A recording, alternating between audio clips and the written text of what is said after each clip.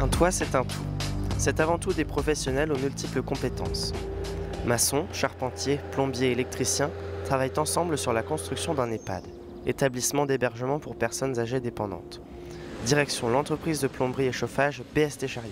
Alors, responsable travaux consiste donc à gérer un ensemble de 4 ou 5 conducteurs de travaux qui vont sur les chantiers et en même temps à récupérer tous les dossiers. Une fois que les plans sont prêts à l'entreprise, nous dispatchons ça entre les conducteurs de travaux et après les compagnons sur le chantier. Notre métier, nous, au sein de l'entreprise, donc ça va être, quand on a traité une affaire au service commercial, de récupérer cette affaire et de préparer justement tout le chantier pour les compagnons sur le terrain.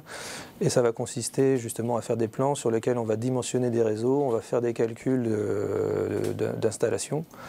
Et puis donc à partir d'un plan architecte qui est vierge, on va justement apporter toutes ces informations-là sur le plan.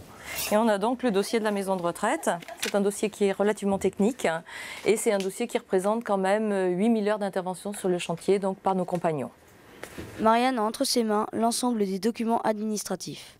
Dans la pièce voisine, l'imprimante sort les plans techniques réalisés par le bureau d'études de Didier Perrin. À cette étape, d'autres corps de métier interviennent. Allez, à demain, salut le père.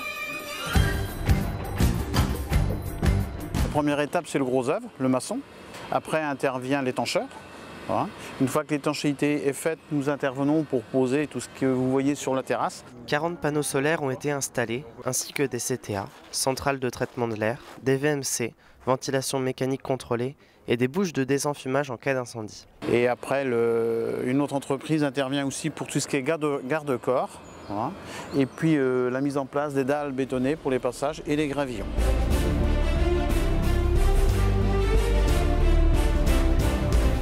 Dans la chaufferie est stockée l'eau chaude produite grâce à l'énergie des panneaux solaires, jusqu'à 90% en été. Après 18 mois de travaux, dont 12 pour BST Charrier, les chambres attendent de recevoir leur finition intérieure. Ouverture prévue de l'EHPAD en septembre 2011.